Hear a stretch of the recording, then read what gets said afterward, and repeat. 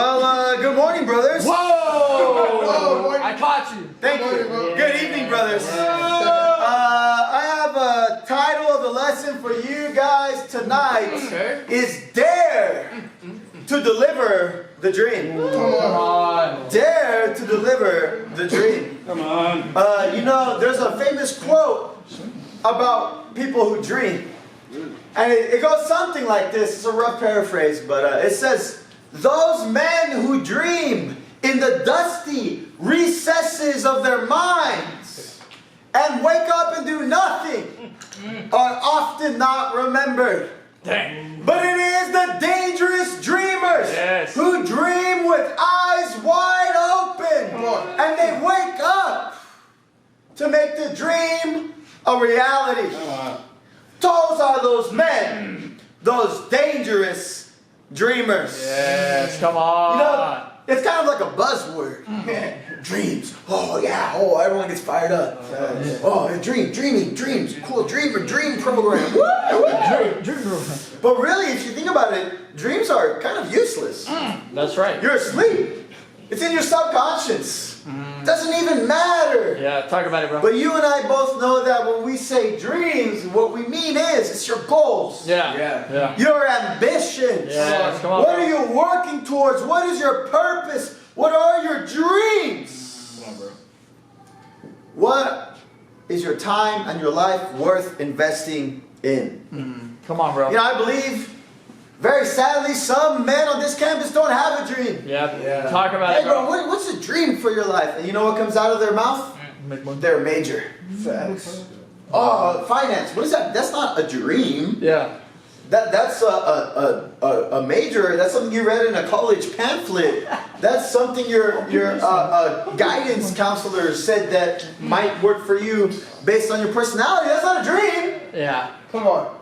And we must be men who dare to actually dream. Yeah. We must be men who dare to deliver the dream of God to the world. But in order to actually deliver God's dreams, you have to get rid of your own dreams. Yes, talk about it, bro. And that's the hard part. Some of us, we come to college and we actually have a clear path.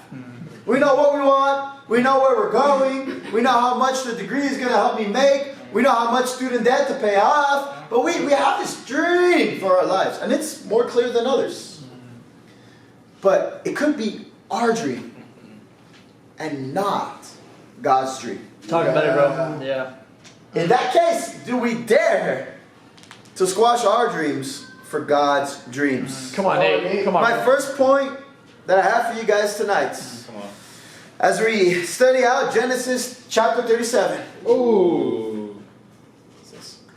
Are you fighting for your dream or fighting for God's dream? Come on, bro. We're going to study out a young man in the Bible. A young man named Joseph, who quite honestly was probably younger than each and every one of us here. He was 17 years old when God put a dream in his heart. Are you fighting for your dreams or fighting for God's Come on, bro. dreams? Genesis 37 verse 2. Genesis 37 verse 2. This is the account of Jacob's family line. Joseph, a young man of 17, was tending the flocks with his brothers, the sons of Bilhah, the sons of Zilpah, his father's wives. Joseph brought their father a bad report about his brothers. Now Israel, who's the same as Jacob, Israel loved Joseph more than any of his other sons because he had been born to him in an old age. And Israel made Joseph an ornate robe, or some translations will say a colorful robe. Oh, nice. When his brothers saw that their father loved Joseph more than any of them, they hated Joseph. They could not speak a kind word to him. Dang. Don't you guys hate favorites? Ooh. Maybe not. Maybe you do. Maybe you just don't want to express it. Come on, bro. We all know those people in class, or maybe you are that person where the teacher walks up and is like, no. all right, you can tell the answer to. Oh, okay. It's always the same person. Yeah. They always get called on. They always get it right. And the teacher's like, you're the best. Oh. If you're not that person, you give the answer, okay, good job. And you're like, what? Yeah, it's favorites. You know, sometimes, as in Joseph's case, in the family, if you have siblings, you know who the favorite one is. Oh, yeah. Not Ricardo. Yeah. Oh, yeah. No. No? Come on, bro. All right. Bro, you're my Alright. favorite, bro. Now, you know, your parents will always say that they love you equally. Because that's the right thing to say. Okay. And you can believe that. That's cool. But, and maybe it's true for you and your family. Maybe it is. I hope so. But at least in Joseph's family, Oh. he was the favorite. And everyone else in the family knew it. And they didn't like him. Let's look right here in verse 5. Come on, Nate. Joseph had a dream. And when he told his brothers the dream, they hated him all the more. Joseph said to them, listen to this dream I had.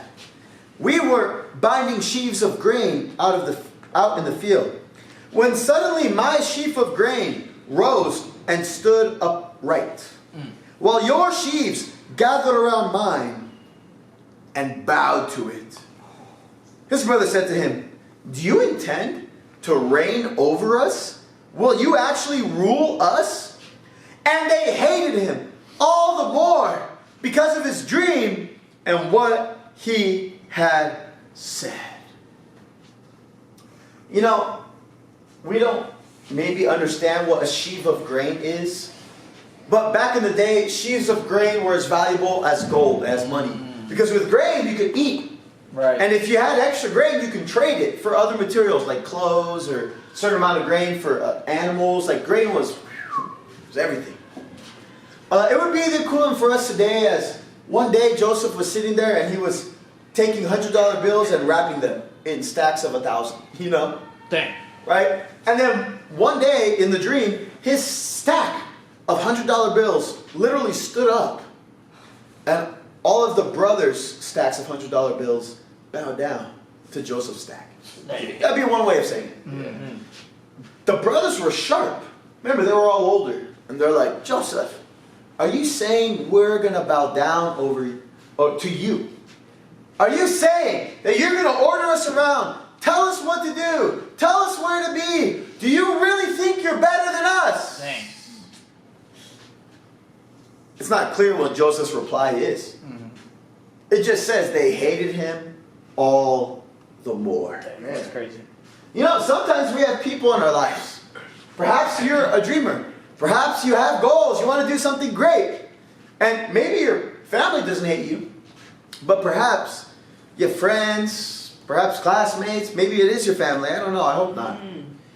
But when you share your goals, your vision for your life, your great ambitions, people are like, oh, sure. Good luck. You ever get this one, the polite way to say that you're not going to do it? They go, oh, sweetie. Oh. That's like the kind way of saying, like, yeah, you're never going to, like, you know what I'm saying? Have you ever had someone just squash your dreams, your goals? Yeah. Yeah. Probably when you were younger, huh? Oh. That's why today, the number one topic of conversation amongst young people, it's usually not their dreams. We're too scared. Come on, Nate. We're too scared to actually vocalize it. Wow. We're too scared to own it. We're too scared to be about it, talk about it, live like it. Because we know the same way that Joseph was rejected for just talking about his dream, as crazy as it was, people always hate the dreamer. Yeah, come on. Always. You know, I think about the dreamers in recent history. Yeah, talk about it, bro. I think about, this is Black History Month. Yeah. Think about Martin Luther King Jr. Yeah. He's the one that said, I have a dream. Yeah. What was his dream? It would actually be that everyone would have equal civil rights. Yeah. That was his dream. It actually had nothing to do with race. It was just the civil rights of all races would be equal. And in his time, the greatest disparity was between, people who were seen as black and people who were seen as white. Yeah. But for all races, he demanded equal civil rights. And he so believed in this dream Come on, that he Nate. would travel all over the country. You know, Martin Luther King gets all the credit, but if you study him out, he had what's called benefactors. Many famous celebrities, Kareem Abdul-Jabbar, Abdul. Bill Russell, Yeah. yep, many famous artists, Joan Baez, Bob Dylan, Oh, okay. Come on, bro. right? They all actually, Henry Belafonte, famous businessman, they all funded and backed. Like, who paid for Martin Luther King Jr. to fly to Birmingham, to fly to Selma? You think he just like one day woke up, there's just like money in his bank account, a plane just pulled up to his front door, get in the plane and fly, and he has a speech? No, like, I understand what it took. Yeah, come on, bro. Just for the man to get up there and give a speech and say, I have a dream. You know, Martin Luther King Jr. is perhaps most famous for his march on Washington, D.C. Yeah. Yeah, where come the on, bro. whole great mall of monuments to America's history was filled with almost 250,000 people. 250,000 people came just to hear one man speak. Wow. What, do you think people just woke up one day and were like, I'm going to go to Washington, D.C. today? I heard somebody. No. Heard somebody speak. They about actually had hundreds upon hundreds of people pick up the telephone and call their neighbors, call their friends. They bought hundreds of phone books. And they would just go to the D.C. area, call Mr. Johnson. Yes, how you doing? Like, we're having a rally to help people get equal civil rights. Like, could you come to one? Dang. Pick up the next, dial the next number. They would do they call telephone drives, telethon, just to build momentum Yeah. to see the dream. Come on, bro. Martin Luther King Jr. gets all the credit in a sense being the face of the movement or of the dream. Yeah. But he had a team of people. The people who set up the chairs early, if you will. Yeah. The people who work behind the scenes. Yeah, come on, bro. And even though Martin Luther King Jr. made great strides in civil rights, what did it cost him to achieve that dream? Yeah, his life. They killed him. Yeah, talk about it, bro. Come on. Because people hate the dreamer. Yeah. People don't care that you dream. They hate when you actually try and live it out. Yeah, let's talk about it, bro. They hate Come when on. you do something. Come on, Nate. You can talk all you want. Yes, come on, bro. People will laugh. Come on. But you don't really get anything done until you start doing it. Yeah. You know, I use Martin Luther King Jr. because we're in February, but pick a dreamer. Mahatma K. Gandhi. All he wanted was freedom for his country in India. Yeah. Killed and murdered. Yeah. That's it. Done. Man, think about the thousands upon thousands, hundreds of thousands of soldiers who gave their life in the Revolutionary War for the birth of this country. They had a dream of 13 colonies who would be free from wicked rule in Britain. Come on. George Washington gets all the credit, but man, hundreds upon thousands of men actually died Yeah, come on. for that dream. Like, So think true, of bro. anyone. So true. Anyone who did anything great, the dream cost them their life. Come on, Nate. Why? Because people hate the dreamers. It's that simple. You know, Jesus had a great dream. I think we can kind of forget that. Yeah. He had a great dream that every single person from all nations, from all countries, all cultures, all backgrounds would actually become one big spiritual family following Jesus. Yeah. As he leads them to God. That was Jesus' dream. And he believed in it so much. He was arrested, given an unfair trial, beaten, whipped, and killed. Dang. Yeah. Come on, bro. The OG dreamer. Yes. Let's go. The original dreamer. Let's go. Oh, gee. And if you read the Bible, it doesn't tell you only what Jesus said and taught.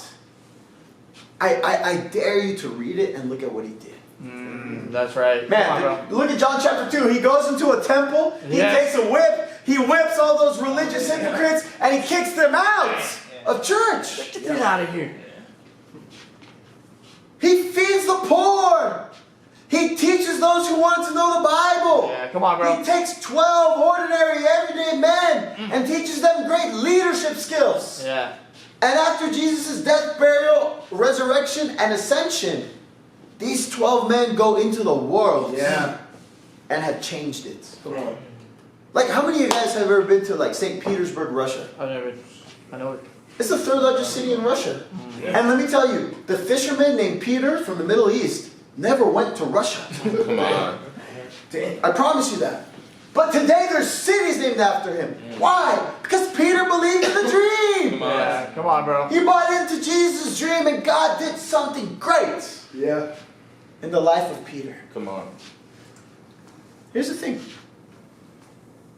The dream still lives today. You and I must become the men that no matter what, we buy into the dream of Jesus. Come on, Nate. And we live it out day after Come day. on. Let's You know, go, bro. Some of us might be sitting here thinking, well, I don't know. I feel like dreaming to help people follow Jesus is kind of like easy. It's like, I grew up in church. All my friends go to church. Like, I don't know. Everyone like has a cross necklace. Like every time I'm walking in between my classes, there's like all these people, cross necklaces, cross hat. I was over at Fuzzy's Tacos. This dude was so tatted. He had like a cross on his forearm. He had the 3 crosses on his thigh. You know how it is in Oklahoma, they got the short shorts. Oh, my God. So he had the cross, it was like a mountain, and then the 3 crosses on the mountain. Philippians like 4:12, whatever. Like I was like, this is the most religious guy I'd ever seen. Just blast. I was like, dang. He's got 2 girls, 2 beers, and he bought the margaritas, and he's just like, what? Just going to sit down in front. I'm like, wait, what? Hold on here, buddy. For me, I think God's dream is not just that people know the word, but they actually live it. Yeah. Come on, Nate. Let's go, bro. That they would Come actually on. live it. You know, very sadly, if you read the story of Joseph, his brothers hated him as a dreamer so much that one day they take him out to a field. They beat him. They throw him into a mud pit. Dang. And they're going to leave him there to starve and die slowly. You know, one of his brothers, his name is Judah. He says, guys, we can't really kill our brother. Hey, look, some slave traders are coming by our path. Why don't we just sell him into slavery? Oh, yeah. Oh, my God. Any better? What the heck? That's just, you know, come on, guys. We got to be good brothers. Yeah. Oh, my God. We gotta be good with him. And so he is sold over into slavery. Let's go over here Come on, Nate. to Genesis chapter 39. Come on, bro. Come on. You know, the hard part about dreaming is that we think that we can accomplish the dream in one day. Or maybe in 1 week. Maybe in 1 year, all of our dreams will come true. You know, if it was up to us, if we had the power, we would have all of our dreams and wishes and desires be granted to us with as much ease and comfort and no obstacles blocking our way. Wouldn't we? Yeah. I don't know about you, maybe not. Okay, maybe it's just me. No, definitely. Come on, Nate. I'm with you, bro. Joseph had a dream. And right now he's just been beaten, sold into slavery. And his dream's not looking so hot right now. Genesis 39 verse 1. Come on, bro. Now Joseph had been taken down to Egypt. Potiphar, an Egyptian, one of Pharaoh's officials, the captain of the guard, bought Joseph from the Ishmaelites who took him to Egypt. The Lord was with Joseph so that he prospered. He lived in the house of his Egyptian master.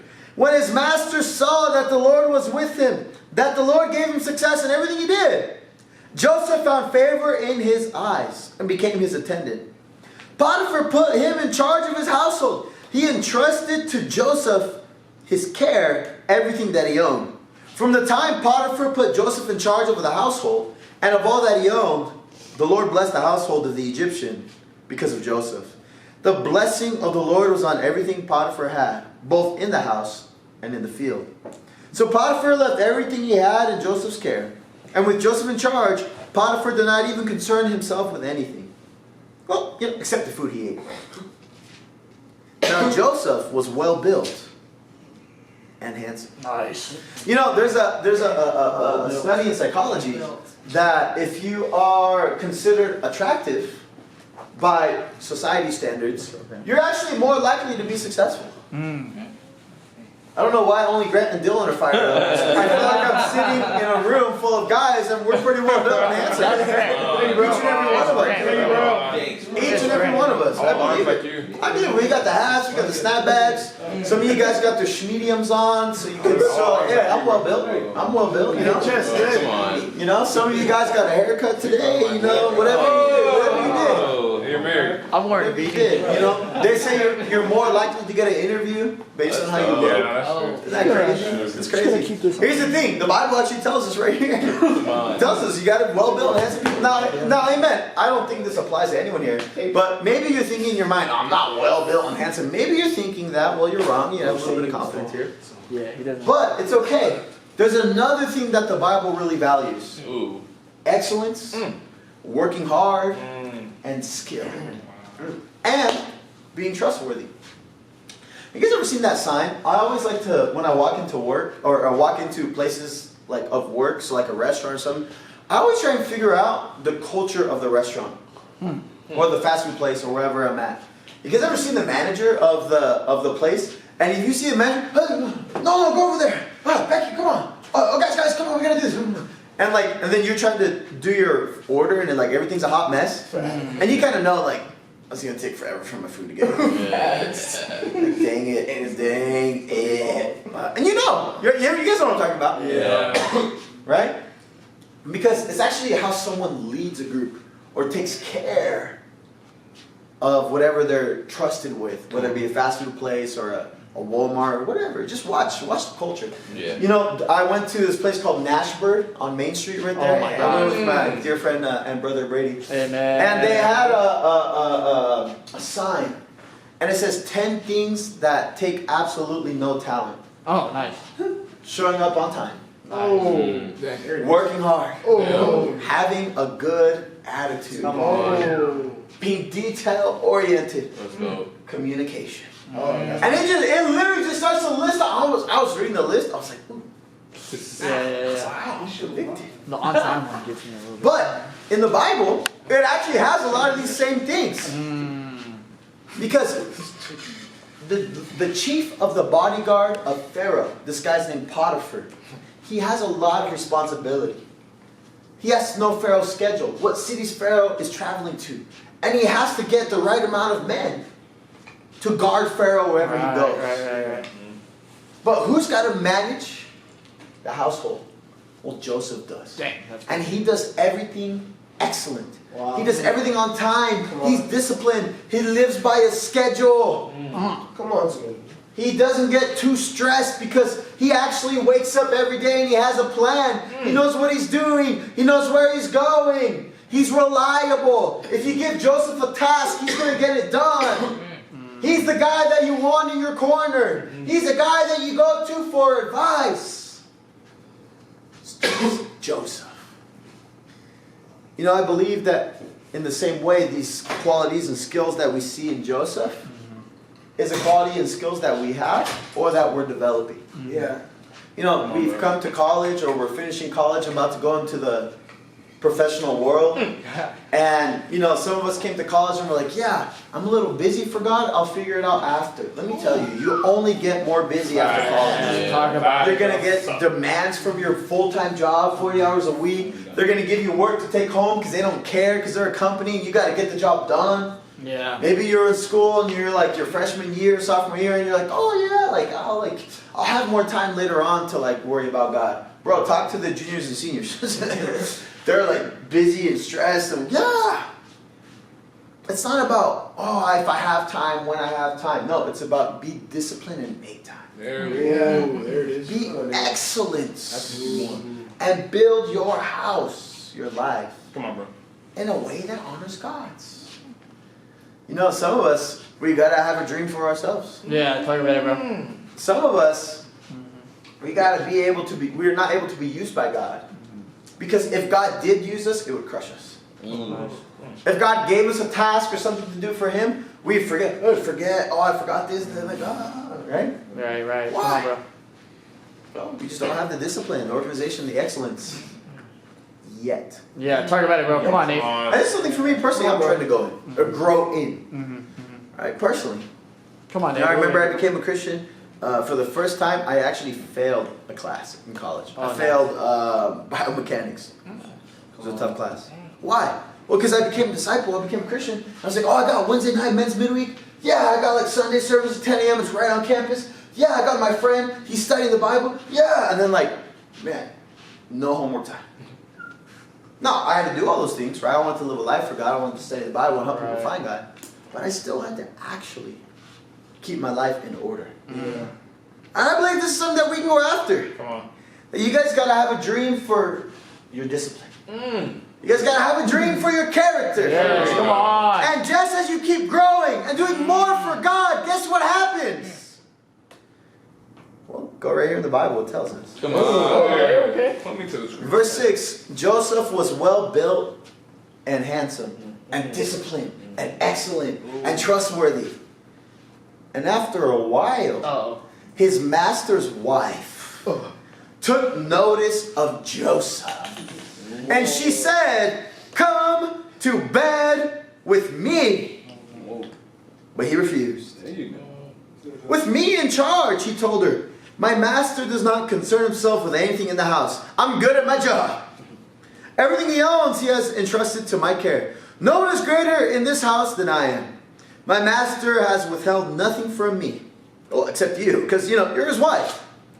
How then can I do such a wicked thing and sin against my master? No. No. Sin against you? No.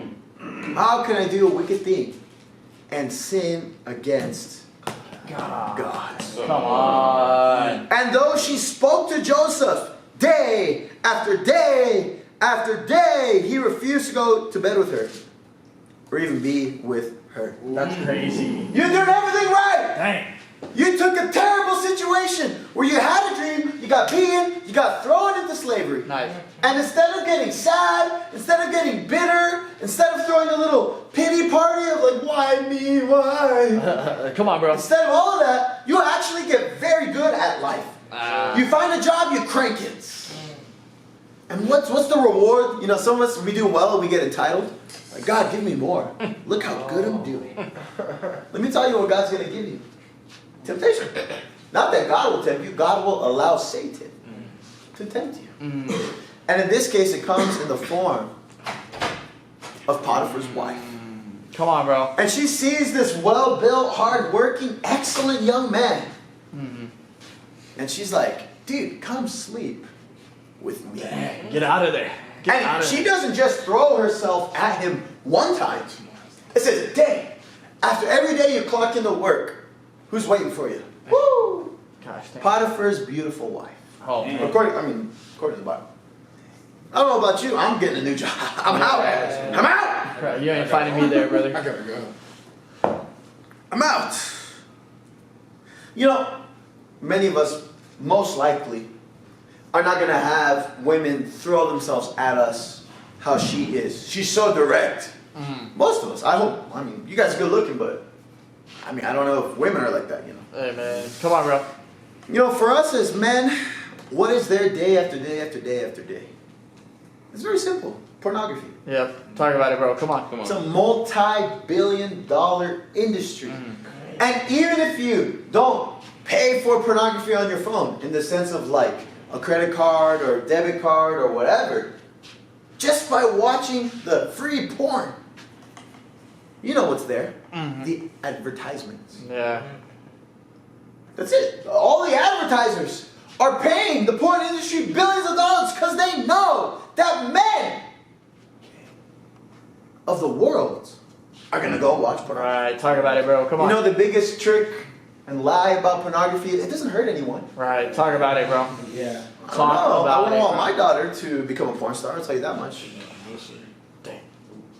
Some families hurts Yeah. because of the lifestyle of their daughter. Yeah. You know, some of the women in the industry are like, dude, I love the money, so I'm going to keep doing it. And who's helping provide the money? Even the guys who look on the phone for free. Yeah. Talk about it, bro. Come on. It does hurt people. Most importantly, most importantly, it hurts God. Yeah, let's talk about it, bro. Come It on. hurts God. That's what we have to understand. Yeah. We must be men like Joseph. Come on, man. Men who day after day, despite the pressure, despite the stress of being a dreamer and doing great things for God, Yeah. Come on, Nate. we don't turn to comfort. We don't turn to a quick, cheap solution. Like watching pornography and masturbating. We don't do that. Yeah. It's very simple. We decide to do what Joseph did. Right. Let's keep right here. Genesis 39, verse 11. Come on, bro. We're with you, bro. One day Joseph went into the house to attend to his duties. He's just doing his job. Doing the work. None of the household servants were inside. That's the first mistake. You're alone with a woman. That's the first mistake. Get out of there. Always got to have a brother with you. Come on. I don't care if it's a study group. Whatever. Always have a brother with you. She caught Joseph by his cloak. She grabs the dude's clothes. Come to bed with me. He left his cloak in her hand and he runs out of the house. Wow. That's how we gotta be. You know, some of the trick of Satan is this. Like, maybe you see a hot girl and puts a bad thought in your mind, and then you're at home late at night. And you could have plugged your phone in the kitchen and left it on. Bought an alarm clock at Walmart. I have one. Use the alarm clock to wake you up. Yes, sir. Rather than using your phone to wake you up. Leave it in the kitchen. But you're like, nah, I got it. I'm good. I'm tough. I'm not going to fall for that. I'm good, man. Yeah, me and God. Good. No, the Bible doesn't say that Joseph tried to persuade her. It doesn't say Joseph was like, yeah, I'm tough. No, I'm not going to sleep with you. It says, when she threw herself at him, what did Joseph do? He ran. He ran. Got up out of there. He's gone. Some of us don't run from pornography. 4-2 right there. Some of us just like keep it at arm's distance. Oh, no. That's not what it says. Some of us like pray. Yeah, you should pray. But here the Bible says run. Take your phone, put it away, put it somewhere else, get out of the house, go pray. Come on, Nate. Call a brother. Hey, dude, can you come pick me up? I just need help. All right, I'll be outside. Put your phone, leave it in there, go outside. Run. Yeah. When you have the temptation and the urge. You see, the first thing that'll take out a dreamer? Himself. Talk about it, A Nate. lack of self-control. Yeah. How much self-control did Martin Luther King Jr. have to have when they were throwing bricks and Molotov cocktails into his house when his family is there? Yeah. This happened to Martin Luther King Jr. His wife and family in the house, they threw a Molotov cocktail into his living room. How much self-control do you have to have when you're being wrongfully arrested just for doing a peaceful protest? To not turn and fight the racist cops out there. That self-control is everything. The key to living out your dream is controlling yourself. Yes, come on, The bro. first place we can start is in pornography, but more and more. Studying, going to the gym, all these things take self-control. Come on. You know, Joseph runs out of the house. Joseph did the right thing. You know what he gets for doing the right thing? Let's look right here in verse 13. Come on, bro. When she saw that he left his cloak in her hand and ran out of the house, she called to her household servants, "Look, this Hebrew has been brought to make sport of us. He came in here to sleep with me, but I screamed. When he heard me scream for help, he left his cloak beside me and ran out of the house. She kept his cloak beside her until the master came home. She told him the story about, the Hebrew slave came to make sport of us. As soon as I screamed, he left and ran his cloak. When the master heard the story, the wife told him, 'This is how your slave treated me.' The master burned with anger. Joseph's master took him, put him in prison, to the place where the king's prisoners were confined." Do you imagine? You work hard, you do everything right. Everything right. I mean, you feel like it's a second chance after your brothers beat you and sold you into slavery. And you get put in prison. That's your reward. You want to do something right? Great. You want to have a dream? Great. You want to be a man of character, man of God? Awesome. You could just end up in prison. We got to kill like being entitled. I prayed every day this week, God, like, I deserve X, Y, Z. Talk about it, bro. Come on. Bro. Joseph got put in prison Nice. for doing the right thing. Nice. Come on. Come on, Nate. For doing the right thing. You know, I really want to challenge us. Come on, bro. I want to challenge us as men of God to do the right thing even when it hurts. I want to challenge us to do the right thing when no one is around and when no one is looking. Yeah. And if we're struggling to do that, let us be men who are humble enough to call another brother in this room and say, come bro, on. I just need help. Right. There's Right. nothing wrong with that. I respect, I admire. And I have the brothers that I call when I'm struggling. Right. Not only, with this could be anything, with anger, it could be whatever it is. And let us be brothers who believe in each other. Maybe you're picking up the phone call. Are Right. you gonna like beat that brother and send him back in slavery to his sin? Now, I understand why people are scared to like call someone in the church and ask for help, because they feel like, dude, I'm gonna be judged. I feel like all like they're gonna look down on me. Come on.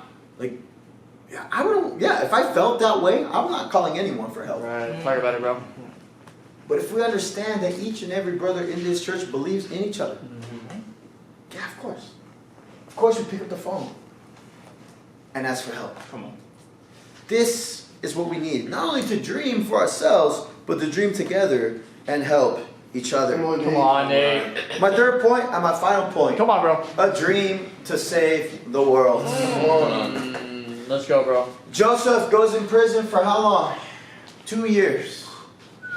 And what I love about Joseph, after 2 years in prison for doing nothing wrong, Joseph is still dreaming. Genesis 41 verse 1, when 2 full years passed, Pharaoh. Now Pharaoh is a title, it's like president, right? We've had what, 46, 47 presidents, whatever? 46 Pharaoh. 40, yeah. The president is the title. Pharaoh is the leader of the most powerful country in the world at this time, which is Egypt. So Pharaoh had a dream.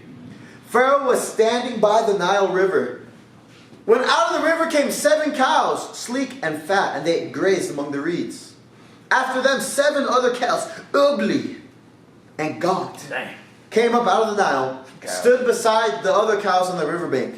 The cows that were ugly and gaunt ate up the 7 sleek and fat cows. Then Pharaoh woke up. He fell asleep again. You ever do that? You ever dream, you wake up, you go back to sleep, and you have another dream? Pharaoh fell asleep again. He had a second dream. 7 heads of grain, healthy and good, were growing on a single stalk. After them, 7 other heads of grain sprouted, and they were thin and scorched by the east wind. The thin heads of grain swallowed up the 7 healthy, full heads of grain. Pharaoh woke up, and it had been a dream.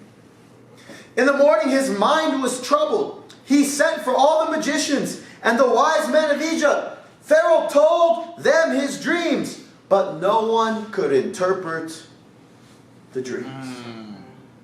The chief cupbearer said to Pharaoh, "Today I am reminded of my shortcomings.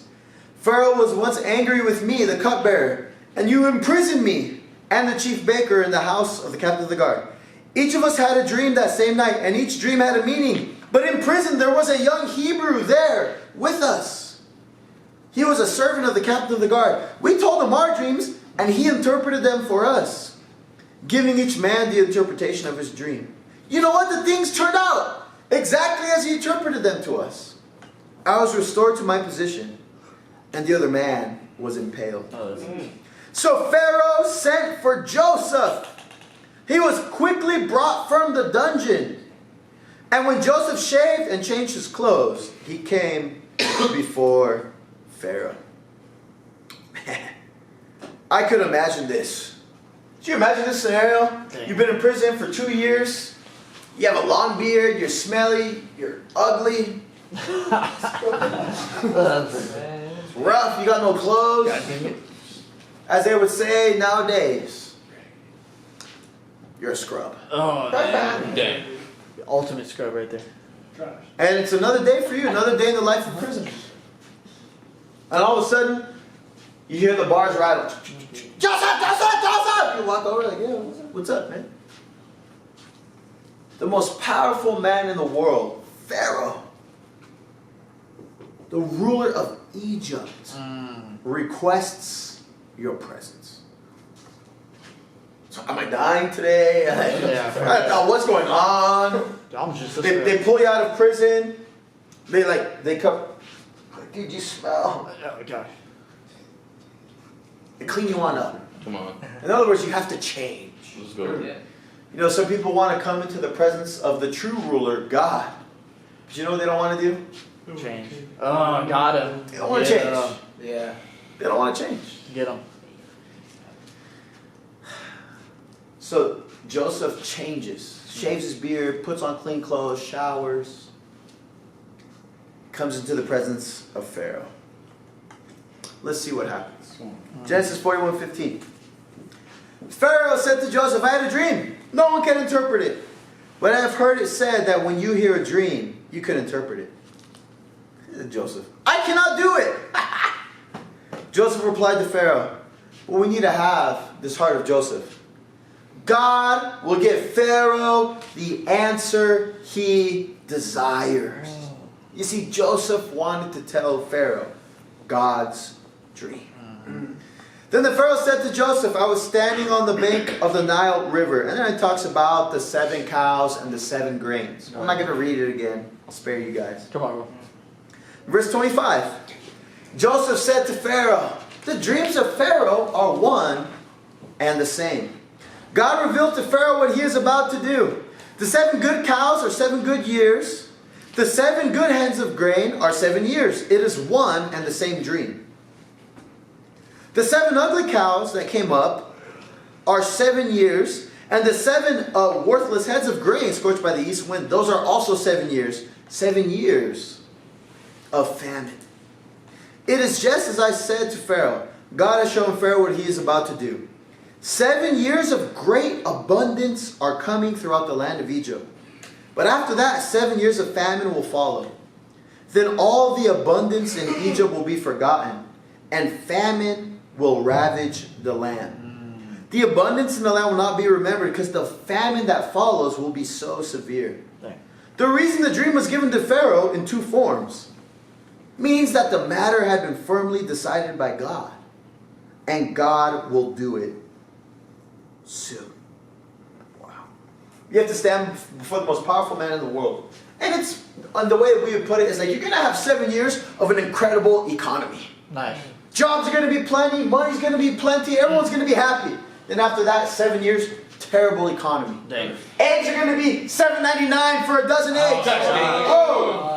Gas prices, $10 a gallon of gas.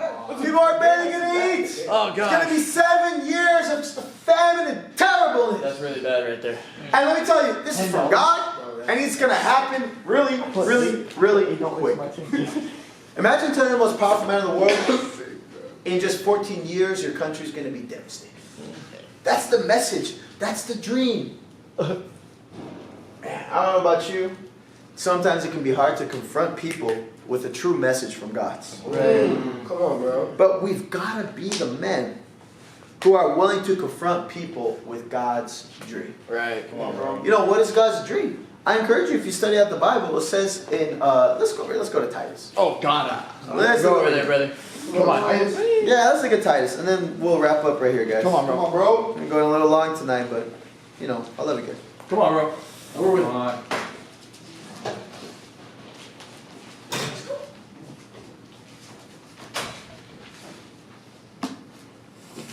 Let's look over here, the book of Titus, chapter 2.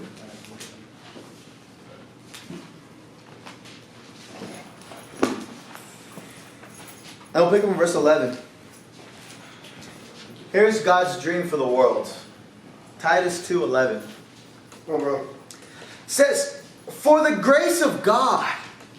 You know, a lot of people think of grace as like, oh yeah, because of God's grace, I don't have to do anything. All I have to go to church. Because of God's grace, I can keep on sinning.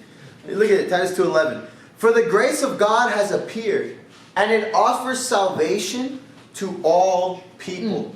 The grace of God teaches us to say no to ungodliness and worldly passions. The grace of God teaches us to live self-controlled, upright, godly lives in this present age. While we wait for the blessed hope and appearing of the glory of our great God and Savior, Jesus Christ.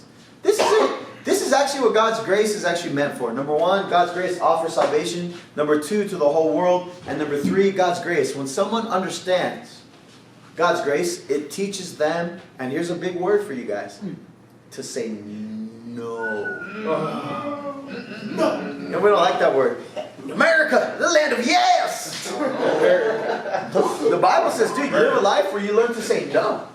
To what? Worldly passions. Say no to ungodliness. Say no to evil desires. Like, we got to actually be men who are, as it says here, self-controlled and upright. We live godly in an age of wickedness. What does that mean? Does that mean, like, because we're here at church, we're better than everyone who's not? No. In fact, I want to help them. I actually want to introduce them to the grace of God so they can change. Right. Come on, bro. But God's dream was for that every single person to come and be saved. Come on, Dave. Come on, bro. You know, if you read the rest of Genesis 39, 40, and 41, Joseph actually gets appointed by Pharaoh. He says, Joseph, since you could see the dream, since you knew the dream, I'm going to put you in charge over the country for 7 years. So here's the thing. Here's a kid who was beaten by his brothers, sold into slavery, wrongfully accused of rape, put into prison for 2 years. And in one day, he goes from prisoner to second in command. We'll say vice president of the whole country of Egypt. In one day. And he has 14 years to save the world. Ready, you go. That's it. That's the plan. You know what the crazy thing is? If you read the rest of the story of Joseph, you can start in Genesis 39 and read to the end. He does it. Yeah. Over 7 years, he comes up with a plan for a whole country to set aside all the extra grain so that when the 7 years of famine came, there was enough grain to keep feeding all of Egypt. Wow. They had so much grain. He does this so well that other countries come to Egypt to be saved, to be fed. Isn't that wild? I believe that's what we have here. Yeah. I believe that this is God's country. Yeah. And we do have grain to feed the world. Not like a physical grain. But the seed of the Word of God, the Bible. That should any man walk in here or any man or woman walk into this church, that it wouldn't just be me who could stand up here and teach the Word and feed the person spiritually. It wouldn't just be one Joseph. But a room full of Josephs. A room full of dangerous dreamers who were not scared to deliver the message, to deliver the dream. We're not scared to tell people, you need to say no to the wicked things that you're doing. Come on. And we're here to help you say no. In fact, I learned to say no. I learned what not to do, what doesn't please God, and I was able to change. We got to clean ourselves up before we go before the King. And in the same way that we've made these dramatic, radical changes, we just want to help our fellow man do the same. That's what we got to feed them. Some would say a message of repentance. Let us be men who dare to deliver the dream. Irregardless if people beat us, not physically, probably verbally. Oh, you're weird, man. Oh, you're a club that you're part of the Bible study group in the union. Oh, you're weird. You're right. Why aren't you studying the Bible? Glad you know. Let us be men that God can use to deliver His dream. I want to encourage you, if you're here tonight, study the Bible. Learn the rest of the dream of God's. And join us in delivering the dream to the world. I love you guys. Thank you very much.